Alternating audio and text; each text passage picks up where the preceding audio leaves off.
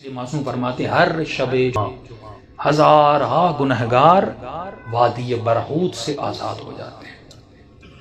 معصوم فرماتے ہیں مومن جب شب جمعہ آئے تو زیادہ سے زیادہ اپنے مرحومین کو یاد کیا کرو۔ ایک روایت میں آئے فرمایا جن کے والدین مرحوم ہو گئے فرمایا ہر شب جمعہ تمہاری بوڑھی ماں تمہارے در پہ آتی ہے، تمہارا بوڑھا باپ تمہارے گھر پہ آتا ہے اور کیا سوال کرنے آتی ہے، میرے لال مجھے کوئی خیرات دو، مجھے کوئی ثواب دو۔ معصوم فرماتے یہ غافل انسان پوری رات سوتا رہتا ہے، یہ کھڑی رہتی ہے یہاں تک کہ صبح ہو جاتی ہے۔ ملائک کہتے ہیں اب جانے کا وقت ہے، کہتی ہے نہیں اب اٹھے گا نماز پہ مجھے کچھ نہ کچھ تو خیرات دے گا، لیکن فرماتے سورج نکل جاتا ہے، یہ غفلت کی نیند میں سوتا رہتا ہے۔ یہ بوڑھی ماں اور مرحوم روتا ہوا جاتا ہے اور کہتی ہے کہ میرے لال اگر تو آج مجھے کچھ دیتا تو میں بھی تمہارے لیے دعا کرتی۔ فرمایا والدین وہ واحد وجود ہے پروردگار عالم نے جو بنایا ہے، مرنے کے بعد بھی ماں کی دعا بیٹے کے حق میں قبول ہوتی ہے۔ یہاں تک فرمایا اگر پریشان ہو مصیبتوں میں ہو ماں کی قبر پہ چلے جاؤ، باپ کی قبر پہ چلے جاؤ، وہاں اس کے لیے کچھ مانگو اور دعا کرو، خدا اس کے صدقے میں، کیونکہ مرنے کے بعد بھی ماں بیٹے کی تکلیف کو دیکھنا پسند نہیں کرتی۔ تو تصور کرو اس دنیا میں جس کو اللہ نے ماں بنایا وہ ہماری تکلیفوں کو برداشت نہیں کرتی، اور مولا علی فرماتے ہیں کہ میں تمہارے باپ سے بھی زیادہ تم سے محبت کرتا ہوں۔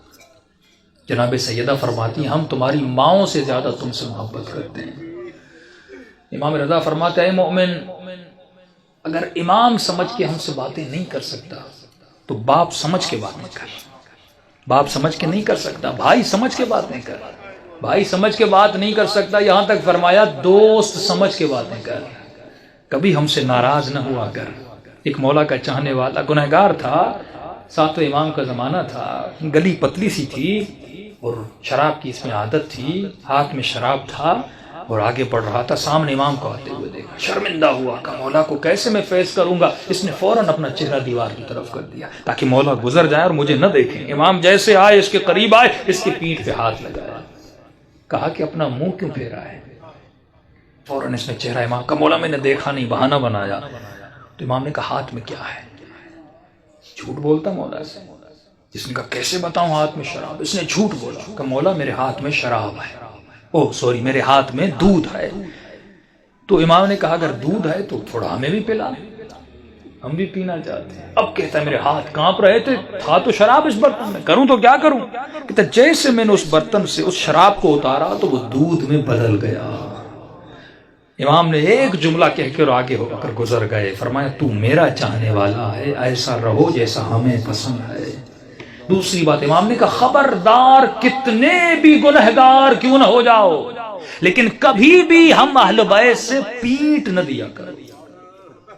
یہ شیطانی وسوسہ ہوتا ہے، میں نے گناہ کیا، میں نے خطائیں کی، میں اتنے گنہگار ہوں، میں کیسے سجدہ کروں، میں کیسے نماز پڑھوں، میں کیسے علی سے گفتگو کروں، میں کیسے امام زمانہ سے باتیں کروں۔